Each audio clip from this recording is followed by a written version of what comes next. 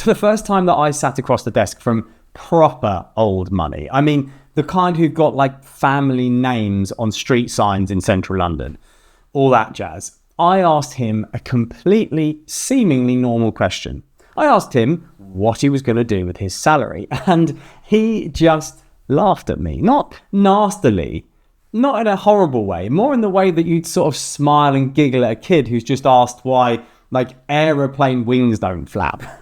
He goes, "My dear chap, my salary isn't money. It's a tax liability. It's an administrative problem to be solved." And I remember sitting there, like, nodding along and agreeing with him like I understood what he was going on about, whilst quietly thinking to myself, that is easily the single strangest thing anyone has ever said to me about their payslip. But he wasn't being clever just for the sake of it. He was handing me the whole game without me even realizing it at the time, because families that have held money for generations do something different with their salary that seemingly the rest of us just don't do, quietly, every month, with no fuss at all. And once you see it, you can't unsee it. Now, before I go any further with this, I want to be straight with you, because there's an obvious elephant in the room here. There's an obvious objection, and you've probably got it already loaded in the tip of your tongue or writing in the comments already. I understand. It is very easy to be all calm and mechanical about money when you've never once felt your stomach drop from looking at your bank balance 3 days before payday. Okay, I get that. The bloke with the signet ring has never ever had that feeling in his life.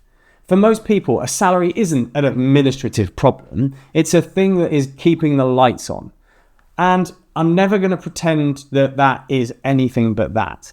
But here's the part that is genuinely, I believe, worth your time from this video. If you strip away the sheer size of the numbers, what's left underneath is a structure, right? A way of handling money. And that structure works with any income in any circumstance. And that is the reason that I wanted to do this video today. It's the bit that I want you to actually take away from what I'm going to talk to you about. So let's get into it. What is the difference? Well, it comes down to one thing. And it isn't the amount in the account. It's the emotion stuck to it.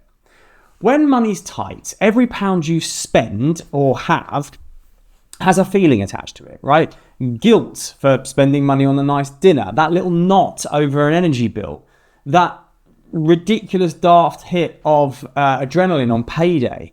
And the strange thing is that wiring doesn't switch off when people start earning well. It just kind of changes costume. See, when new money, when successful people get a big salary, it's treated like a trophy. The finance car, the bigger house, the watch, because the money still says something about who they are. No guilt, no anxiety, and this is the key one, no buzz. They look at their income the way that an engineer looks at raw materials. It's an input, right? It's something that you feed into a machine to get an output. It's not a status symbol. I see this absolutely constantly with the people that I coach one-to-one. The moment someone stops treating their pay as like some bizarre verdict on themselves and starts treating it as a weapon, ammunition, a lever that you can pull, everything downstream just gets easier. The spending, the saving, that everything gets easier. Because here's the rule that old money live by. And it really is pretty much the only one wrapped into one. The only job of the money you earn from working, your active income, the money that you get by trading your hours for it, is to go and buy and top up the holding of things that make money without you. That is it. That is all it does. It feeds the machine. See, most of us run the formula one way round, right? You work, you get paid, then obviously the tax man takes his cut, and then bills takes theirs, and you save whatever's limping over the line at the end of every month, at the end of the month, if there is anything left at the end of every month, of course. Now, old money runs a completely different order typically. Work, get paid, And then the very first thing that the money does is buy assets, jumping in to buy assets. And it's the asset that eventually then pays the bills. The salary, the thing that they actually get paid, well, its only job was ever to go and hire the thing that replaces it, the asset. Now, the second that you've decided income exists primarily to buy assets, the next question is obvious. How do you actually stop the tax man eating half of it on the way there? And this is where genuinely I think most people go wrong, me included, for years, because the instinct is to be annoyed about tax, be frustrated about tax, moan about it at dinner, and just throw your hand up like it's some fixed cost of being alive. Look, old money, from my experience, doesn't argue with the tax code unless you're Jeremy Clarkson or something like that. What they do is they read it like a rule book and then play it. The thing about the rule book is it tells you exactly where the points are to be scored. Now, obviously the first one for most people is the pension's a big one. Every pound that you put into a workplace pension or a SIP, which is just a pension run by yourself rather than the one that your employer does for you, comes back with the income tax knocked off. The government effectively topping up your pot to get you to invest and provide for yourself in later life.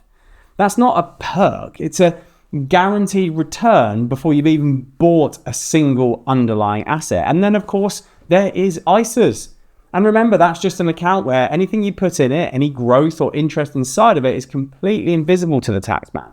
20 grand a year you're allowed to tuck away in here. That used to feel almost optional.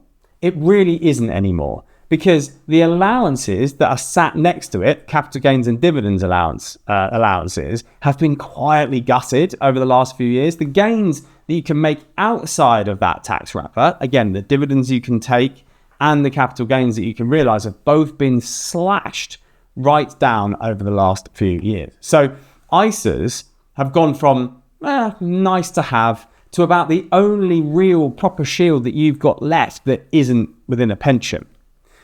And then the move almost, I would say, nobody really makes, but really, really should.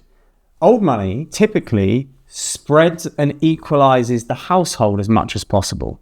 2 spouses means 2 sets of allowances, 2 ISAs, 2 lots of tax-free this and that. The old money that I've dealt with makes sure that not a single one of those resources goes to waste. It's called balancing the household. We do it all the time. As far as the tax band's concerned, you and a partner are 2 separate entities with 2 individual shields, allowances. Most couples only ever use one, or it's massively lopsided. But all of that, right? The assets, the wrappers, the sort of careful little allowances. There's one thing waiting at the end that can pretty much undo the lot. And it's the one that nobody really wants to look at, because it only lands once you're not around to see it. Inheritance tax. Now, there's a comforting story people tell themselves, which is that inheritance tax is a problem for the aristocracy, right? A problem for rich people, stately homes and grouse moors, but not me. And honestly, that is pretty much how it started. That was genuinely the point of it when it first came around. The trouble is that the goalposts for quantifying those things have stayed bolted to the floor while everything else has just floated up. The threshold before any inheritance tax kicks in has been stuck at £325,000 since 2009. And it's now frozen there until 2031. It's crazy.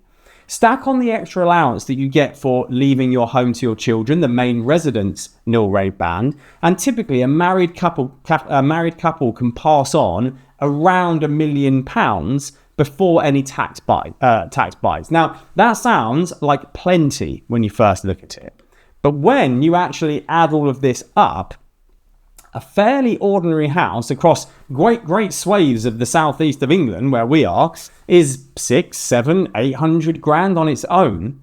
and a lifetime of pension savings. And here's the genuinely new little adaptation that the government have decided to do, because from April 2027, your pension gets counted as part of your estate too, which for decades, it kind of simply wasn't. I don't know about decades, at least 10 years plus.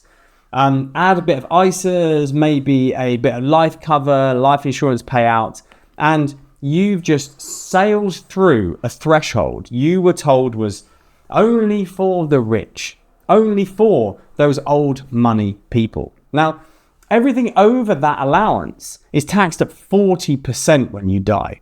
The number that stops people absolutely in their tracks when I show them the actual calculations we do with them, 40%.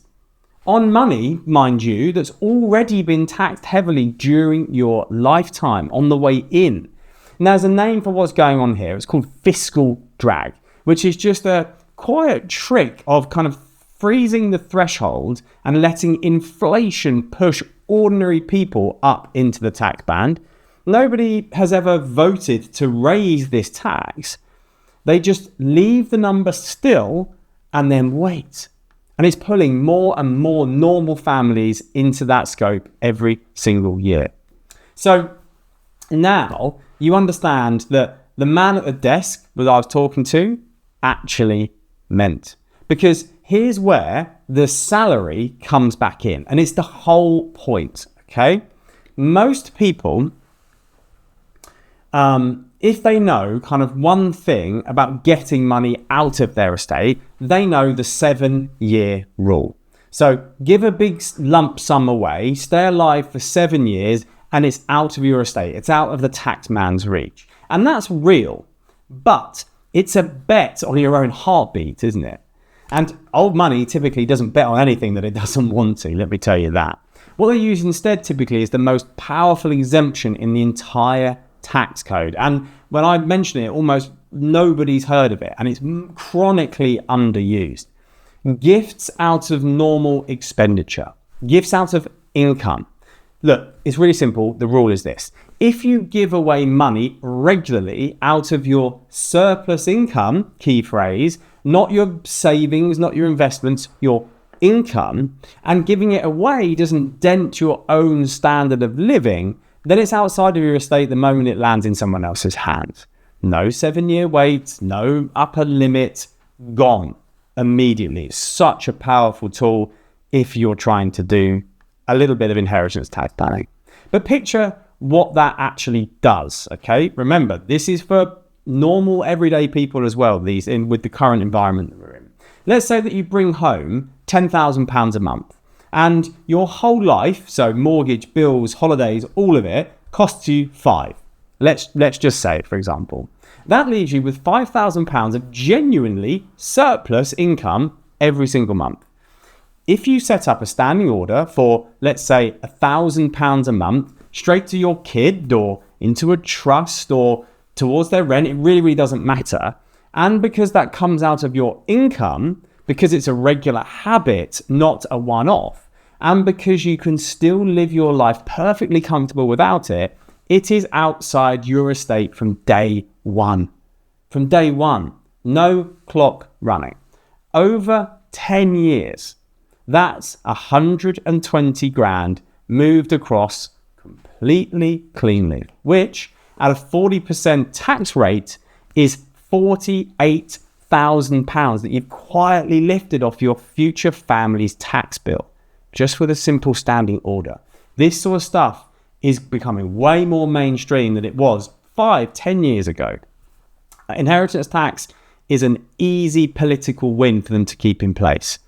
It's not going anywhere anytime soon, trust me. So this sort of thing you need to start thinking about if you're in this position. And it's running alongside the gift out of regular income. It's running alongside the smaller stuff that old money typically never leave on the table, right? There is a flat £3,000 a year that you're allowed to hand over with no questions asked. And every single year, without fail, that £3,000 gets sliced off the estate as well. Now, that also hasn't changed in many, many years, the fact that it's £3,000, but still useful. Now, there's one catch, and it's the bit that separates the families who actually pull this off from the ones who kind of think they're doing it.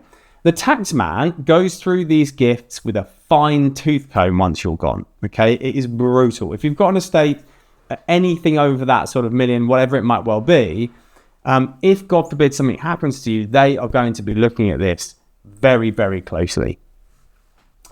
The tax man wants proof it was really in these allowances, or for example, it was really a surplus income, really that it was intended to be that sort of thing. So the quiet discipline beneath this whole thing isn't the giving and the doing, it's the record keeping. You see, old money writes it all down. What came in, what went out, what was given and when, year after year. So that when the questions do come, and they will, there's a proper paper trail sitting there that simply can't be argued with. And that's the actual secret, honestly. Not a clever trust, not an offshore anything. A man with a signet ring treating his salary as a problem to be solved.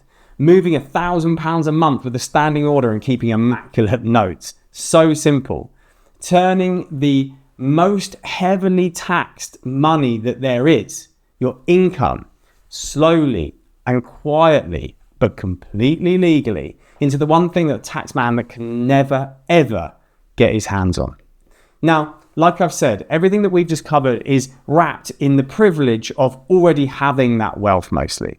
Most of us are still all on our own wealth building journey to hopefully becoming what people would class as old money one day. A critical part of this is obviously learning how to invest and grow your money properly, which is why I really honestly think you should watch this video here next. I have had the privilege to spend the last 15 years of my life investing over £70 million for my clients. And to save you the stress from trying to learn all the lessons yourself, I cover it all in this video here. So give it a click and I'll see you there.